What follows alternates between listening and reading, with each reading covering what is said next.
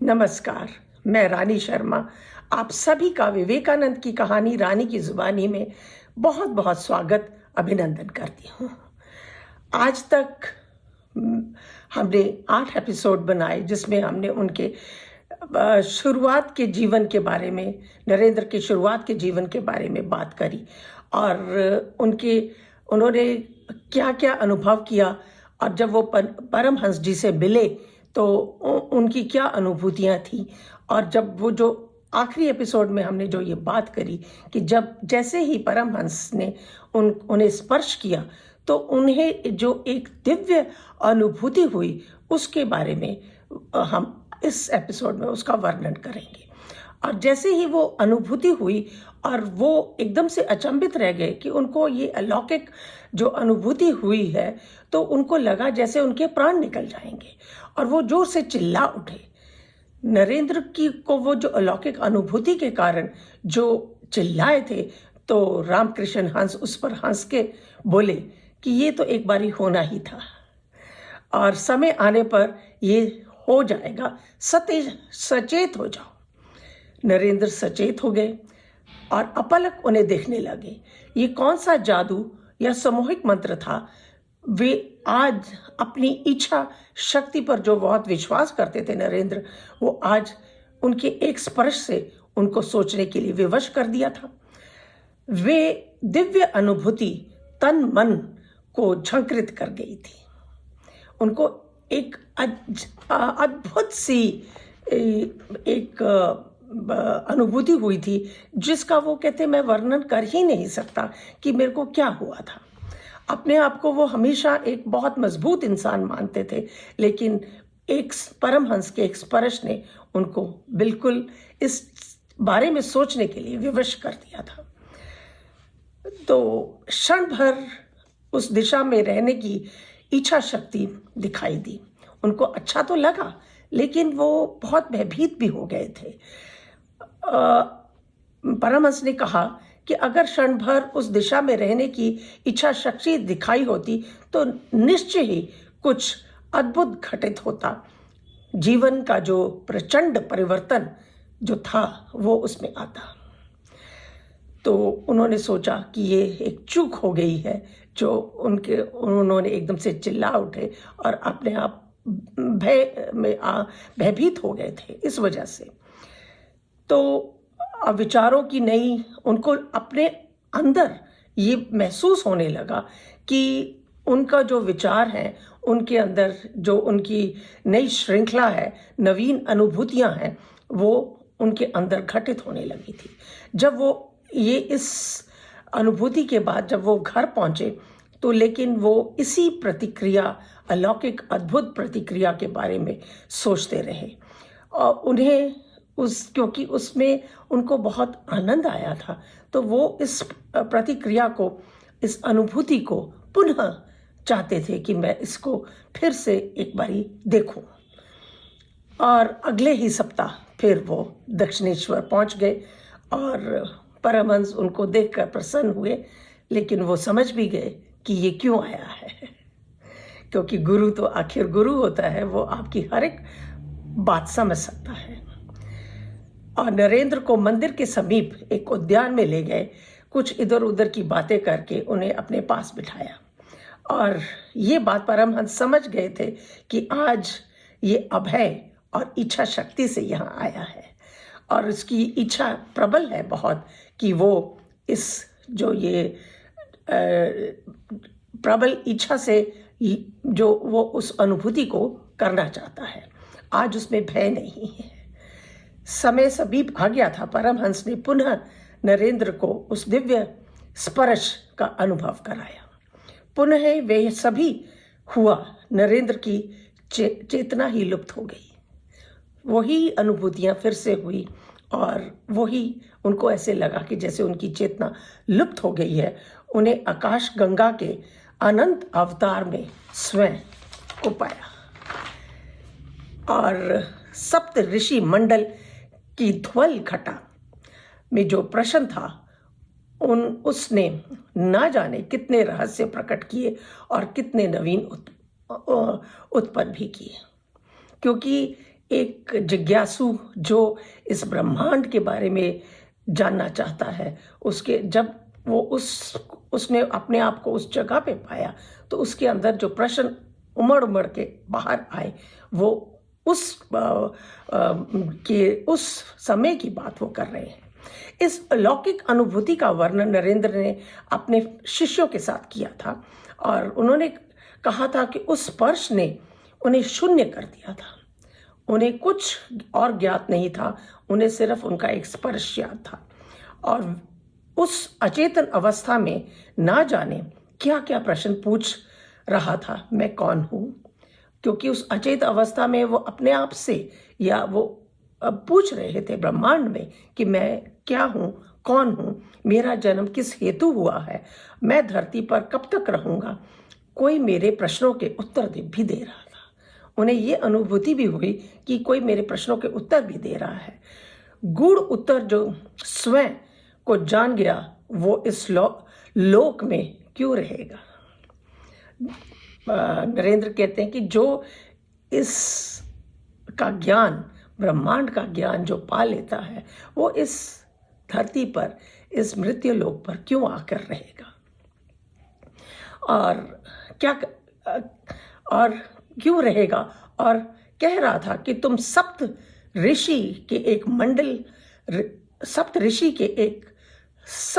के एक ऋषि हो और ध्यान सिद्धि के महापुरुष हो। इस घटना ने नरेंद्र के जीवन में बहुत परिवर्तन आया। जब ये दूसरी बारी उनको ये अनुभूति हुई तो उनको लगा कि जैसे उनके जीवन बिल्कुल बदल सा गया है। उनका सत्य गुरु में आस्था, विश्वास और दृढ़ हो गया। अब वो परमहंस के प्रति जो उनका विश्वास था और दृढ़ हो गया। अब वो सिद्ध हो गया कि ठाकुर सिद्ध महापुरुष है, क्योंकि अभी तक तो उन्होंने सुना था कि उन्होंने ईश्वर को देखा है परमहंस ने, पर लेकिन ये कभी नरेंद्र ने इस बात को कभी माना नहीं था और ये अपने को अपना गुरु मानने की स्वीकृति उनका मन और उनका मस्तिष्क नहीं दे रहा था। लेकिन इस अद्भुत अनुभूति के बाद वो इस बात को जान गए कि ये एक महान, सत्य में महान पुरुष है। पागलों जैसा व्यवहार शिष्टवत उतुल्य का प्रतीक था, क्योंकि जब उनको लगता था कि ये उनका शुरू में उनको लगता था कि ये पागलों जैसा व्यवहार क्यों करते हैं, अब उनको समझ आया कि ये वो क्यों करते हैं। ना कि उन्होंने समझ लिया था कि ये उनकी मानसिक स्थिति नहीं है, मानसिक दोष नहीं है, ये उनके अंदर से जो भाव निकलते हैं ये वो हैं। नरेंद्र अब पूरी तरह से गुरु को समर्पित हो गए थे और शंकाएं जो उनके मन में थी वो नष्ट हो गई थी। हृदय उनका शांत हो गया था, क्योंकि पीछे जब हमने देखा था उनको कि वो बहुत विचलित होकर रहने लगे थे और अपना मार्ग बदलने की सोच रहे थे कि मैं आध्यात्मिकता की तरफ जाऊंगा ही नहीं, मैं अपना कुछ और करने की बात सोच रहे थे, जो कि उनको समझ नहीं आ रही थी वो क्या करें। और वो उनका जो मन था वो किसी और दिशा में लेके जा रहा था और मस्तिष्क था वो किसी और दिशा में लेके जा रहा था। अंतर कपाट जैसे उनके खुल गए थे और अब नरेंद्र ने अपनी पढ़ाई पर ध्यान भी देने लगे थे। उन्होंने बीए में प्रवेश लेने के साथ साथ अपने पारिवारिक व्यवसाय को भी सीखना शुरू किया। प्रसिद्ध वकील निमाई चरण बोस के सानिध्य में वकालत सीखने लगे थे। साथ ही अपनी आध्यात्मिकता पर भी उनकी जो पकड़ थी वो मजबूत होती जा रही थी। तो उनके अंदर जो उनको खुद महसूस हो रहा था कि मेरे अंदर कितने परिवर्तन आ गए, उनको जैसे एक कुछ पाने की इच्छा उनकी बहुत प्रबल हो गई थी। किराए के कमरे में रहकर वे अपना व्यक्तित्व निखार रहे थे। कई बार ठाकुर परमहंस वहाँ आ जाते और अपने प्रिय शिष्य को उपदेश दे जाते थे। ये हालांकि नरेंद्र के माता पिता, मित्र आदि को रामकृष्ण के आने का एतराज था, पर कई लोग उनकी जो छोटी छोटी बातों को बतंगड़ भी बनाकर और फैलाते थे। बातें चलती थी, माता पिता का नाराज होना तो इस बात पे स्वाभाविक ही होता है, परंतु नरेंद्र को समझ पाना आसान ना था। शिक्षित युवा वो थे, स्वतंत्र निर्णय लेने वाले होते हैं।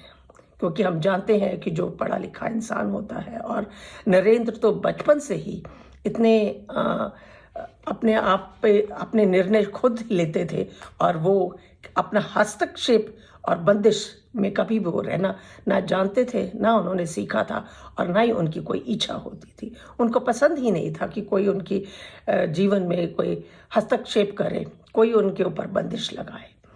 सब की बातों को नज़रअंदाज कर वो अपने गुरु से मिलते रहे, लेकिन उन्होंने अपनी पढ़ाई जारी रखी।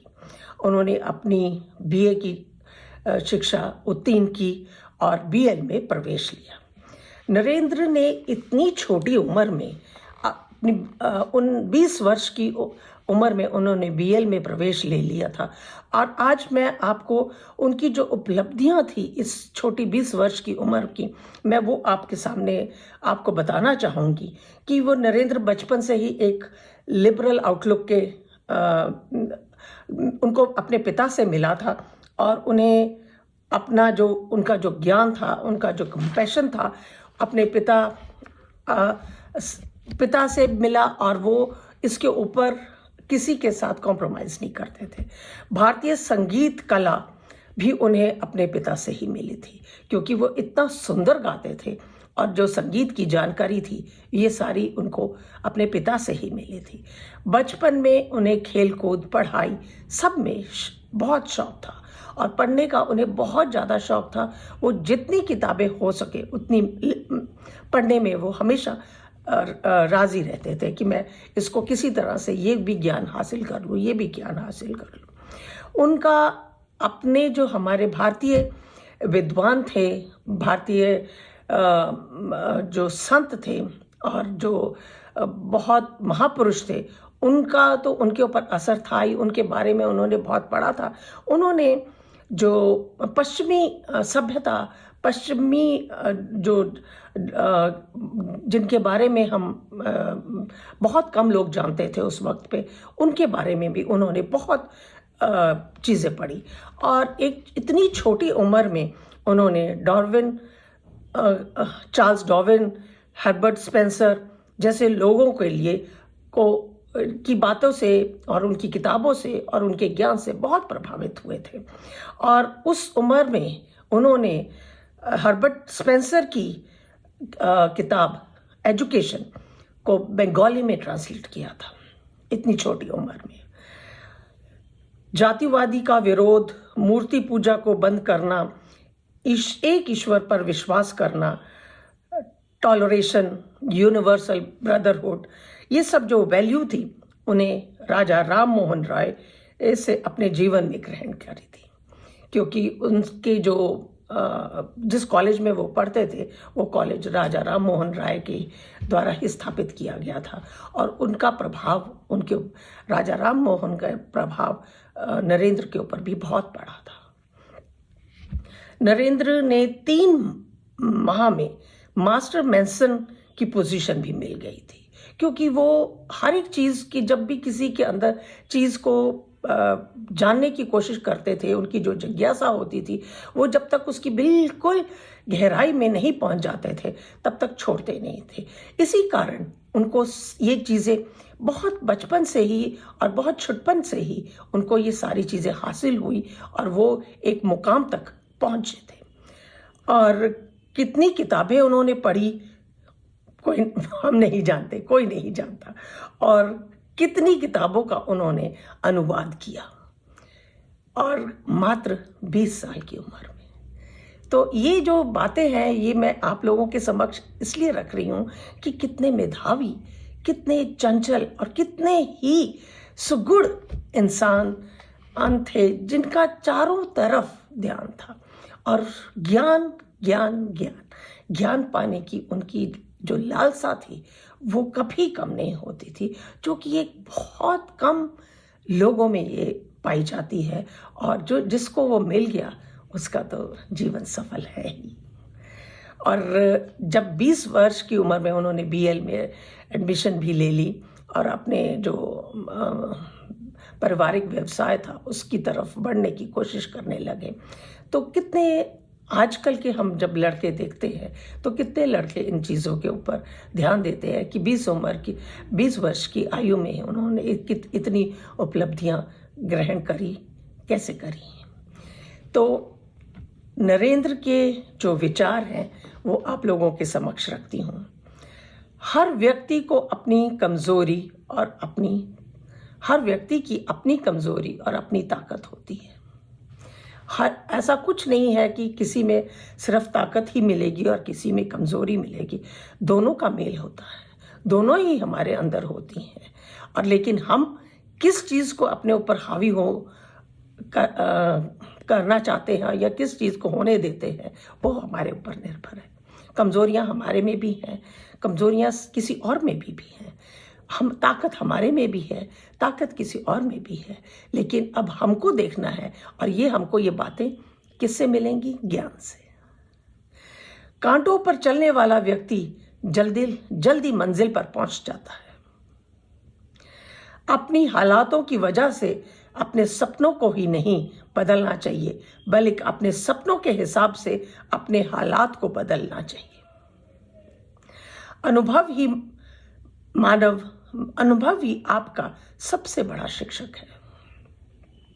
आपके जो अनुभव है वो सबसे बड़े शिक्षक है। जो अनुभव हमें सिखाता है वो कभी भी हमको किताबों के ज्ञान से, किसी के बोलने से, उपदेश देने से नहीं मिलता।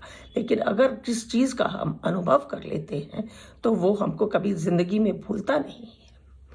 अनुभव ही आपका सबसे बड़ा शिक्षक है। जब तक जीवन है सीखते रहो। सीखने की कोई उम्र नहीं होती।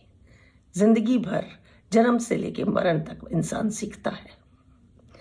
अगर आप वास्तव में अपना जीवन बदलना चाहते हो तो हर दिन अपनी कमियों को दूर करने का प्रयास करें। बिल्कुल सही। अगर आप वास्तव में अपना जीवन बदलना चाहते हो तो हर दिन अपनी कमियों को दूर करने का प्रयास करें। आशा करती हूँ नरेंद्र जी के ये विचार आप लोगों को पसंद आए होंगे और नरेंद्र की ये जो अलौकिक अद्भुत जो बात थी वो आप लोगों को पसंद आई होगी। अगले श्रृंखला में उनकी एक और अद्भुत अनुभूति से हम मिलते हैं। तब तक के लिए नमस्कार, धन्यवाद।